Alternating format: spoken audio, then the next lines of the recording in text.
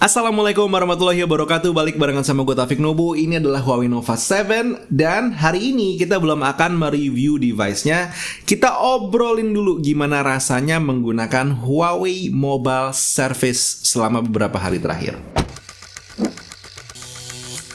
Huawei Mobile Services ini pada dasarnya adalah satu buah sistem yang dikenalin sama Huawei. Itu baru di Indonesia di awal tahun lah.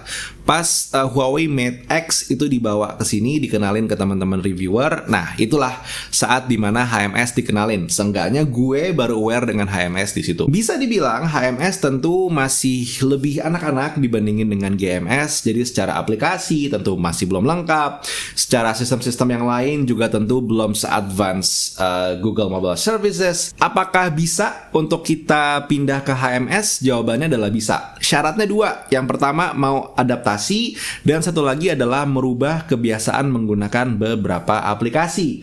Pindah either itu ke browser atau pindah menggunakan aplikasi yang lain. Jadi ya emang balik lagi ke masalah adaptasi tadi. Gue ceritain ya. Jadi begitu gue nge-unbox si Huawei Nova 7 ini dan terkesima dengan segala macam keindahan dari device-nya, lo bisa lihat video unboxingnya di sini.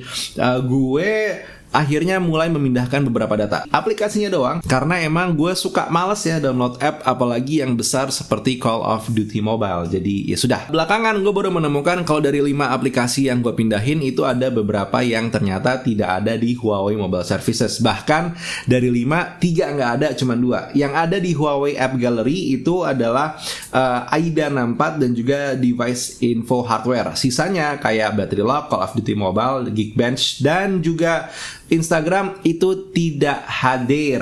Gue mencoba melakukan pencarian apalagi aplikasi yang pengen gue download di Huawei App Gallery, dan gue hanya menemukan Tokopedia yang pengen gue install, plus juga Twitter yang ini jatuhnya adalah Quick App. Huawei Quick App ini sendiri jatuhnya adalah bukan aplikasi yang terlalu berat, aplikasi-aplikasi yang based on HTML5, JavaScript atau CSS, atau mungkin bisa dibilang sebenarnya jatuhnya seperti browser gitu ya. Nah, lepas dari install beberapa app di Huawei App Gallery ini sendiri, akhirnya gue mencoba browsing ya, pengen tahu ada aplikasi-aplikasi apa aja sih yang ada di Huawei App Gallery. Mungkin satu hal yang bikin penasaran itu adalah aplikasi perbankan. Kita kalau coba melihat beberapa aplikasi perbankan di sini, emang bisa dibilang ini belum lengkap. Terus juga aplikasi cashless juga sama, belum lengkap. Sebenarnya kalau lo sangat tergantung dengan beberapa aplikasi cashless atau perbankan dan lo pengen menggunakan app-nya, dari sini out of the bat mungkin HMS bisa dibilang masih belum saatnya lo berpindah. Lepas dari aplikasi finance, kita coba ngelihat beberapa games yang ada di sini. Hitungannya sih ada 1 atau 2 nama-nama besar yang biasa lo mainin, tapi emang kayak misalkan PUBG atau Call of Duty Mobile itu masih belum ada. Tapi lo masih bisa main Free Fire, masih bisa main Honkai Impact, dan juga beberapa aplikasi-aplikasi lain yang kalau by the way lo pengen ngecek ada games apa aja di Huawei App Gallery,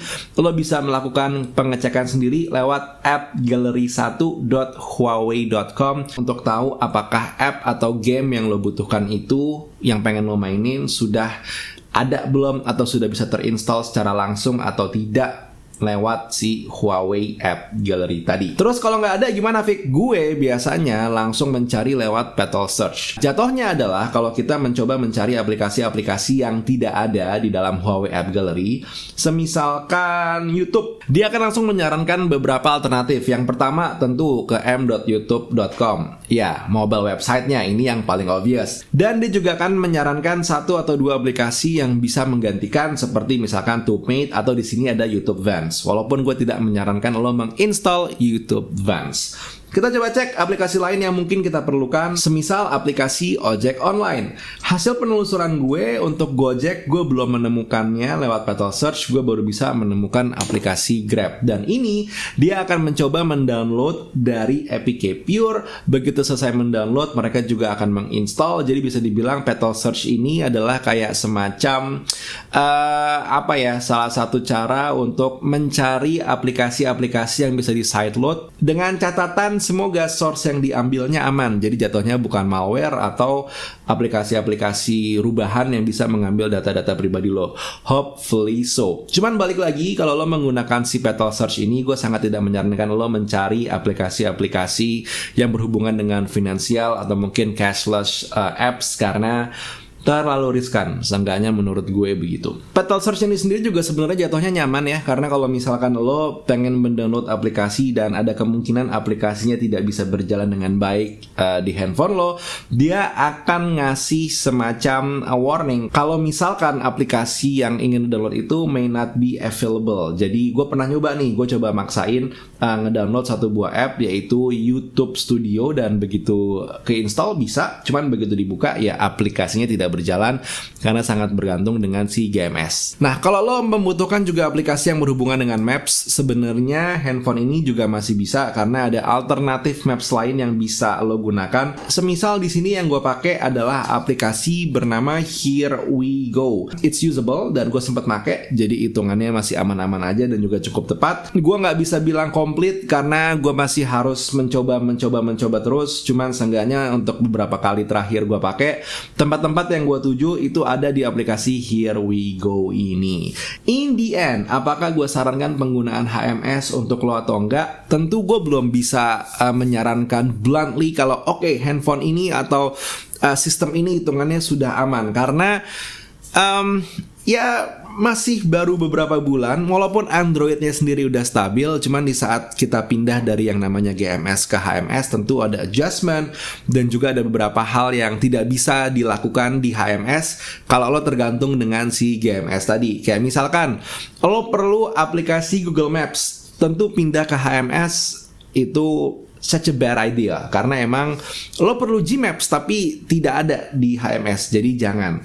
Kalau misalkan lo adalah tipikal orang yang sebenarnya pengen mencoba berpetualang, nyoba pindah dari GMS ke HMS, apakah bisa? Bisa. Syaratnya extra work mencari app dan juga extra work untuk adaptasi dengan beberapa aplikasi yang biasa lo gunakan, tapi di sini tidak bisa lo gunakan.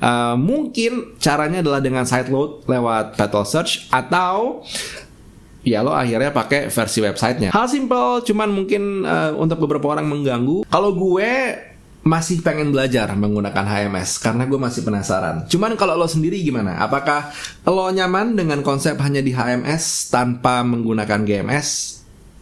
Please do.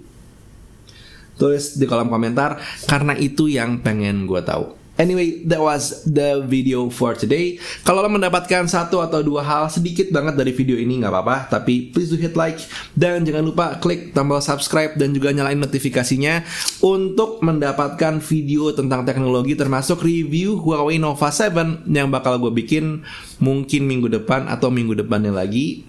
So, yeah, I'll see you then. Buat sekarang Taufik Nubo cabut. Assalamualaikum warahmatullahi wabarakatuh. Skadush.